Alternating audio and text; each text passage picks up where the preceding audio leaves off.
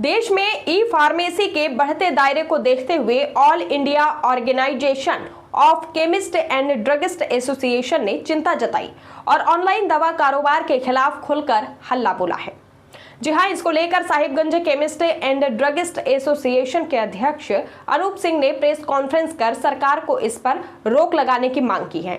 उन्होंने कहा कि ऑनलाइन दवा कारोबार से छोटे स्तर के मेडिकल दुकानदार को काफी परेशानी हो रही है, जिसके विरोध में सभी मेडिकल दुकानदार 15 से 19 मई तक काला बिल्ला लगाकर काम करेंगे।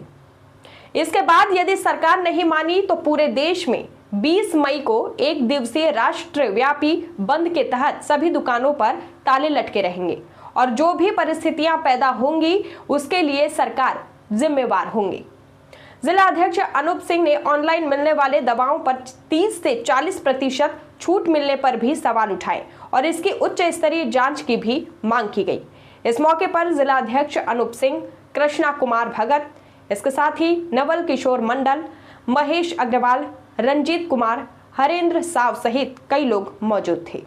देखिए खास रिपोर्ट। के अस्तित्व एवं जन स्वास्थ्य की रक्षा हेतु 20 मई 2026 को all India chemist and Druggist association के आह्वान पर एक दिवसीय देशव्यापी भारत बंद, दवा दुकानदारों का भारत बंद का आह्वान कर रहे हैं ई फार्मेसी के खिलाफ।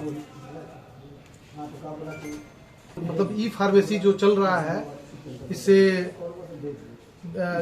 हम लोग को देखते हैं कि बिना भौतिक सत्यापन के ही बहुत सारे लोगों को जो एंटीबायोटिक्स दवा या जो नशीली पदार्थ दवा मिल जाती है, जिससे बहुत भारी मतलब नुकसान हो रहा है लोगों को।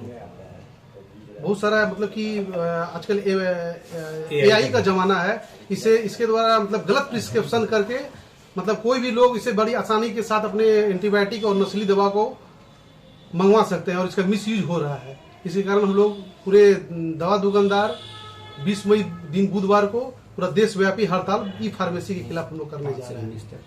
और इसी कड़ी में हम लोग 15 से लेकर 19 तारीख तक सभी दुकानदार अपने दवा दुकानदार जो खोलेंगे वो काला बिल्ला लगाकर 15 से 19 तारीख तक हम लोग इसका विरोध प्रदर्शन करेंगे और 20 को हम लोग पूर्णतः हड़ताल में रहेंगे। उस दिन हम लोग सारा थोक एवं खुदरा विक्रेता साहेबगंज, पूरा झारखंड और पूरा देश उस दिन हम लोगों का दवा दुकान बंद रहेगा। इस पर कोई निर्णय नहीं ले पाती है। ये हम लोगों का बहुत पहले से भी चल रहा था। ये फिर से दोबारा हम लोगों ने जोखिम उठाया है। अगर सरकार इस पर कोई निर्णय दोबारा नहीं आ पा रहा उनके इसमें, तो हो सकता है पूरा भारत अनिश्चित काल के लिए हड़ताल पर भी जा सकता है। ऑनलाइन मंगाई है, उससे नुकसान क्या है? फायदा की बात जो आप बता रहे हैं, ठीक है, हम मान रहे हैं। जब हम लोगों के पास 10% आ रहा है, नहीं पता वो बड़ी बड़ी कंपनियां, कॉर्पोरेट कंपनियां कैसे दे रही हैं उनको, ये हम नहीं बता सकते हैं।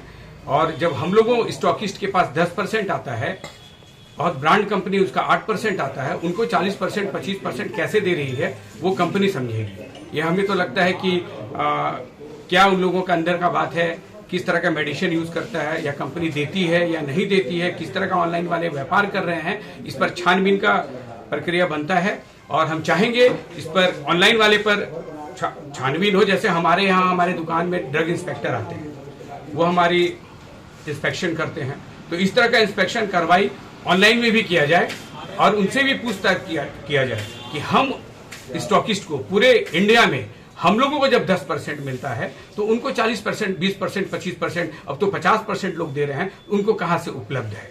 और हम चाहेंगे ऑनलाइन में क्या है कि हम उस दवाइयों को खाते हैं और बहुत सारी ऑनलाइन है जो कपड़े, जूता, बहुत लोग बहुत तरह का चीज मंगाते हैं, वो ऊपर ही यूज करते हैं, पर उसको हम अपने को खाते हैं, अंदर क्या प्रक्रिया कर रहा है, नहीं कर रहा है, ठीक है। एंटीबायोटिक ये सब जो होता है, उनको प्रक्रिया जब हो जाता है तो बाद में इधर उधर जाते हैं, बहुत बड़े हॉस्पिटल, जैसा भी होता है बाद में पता चलता है।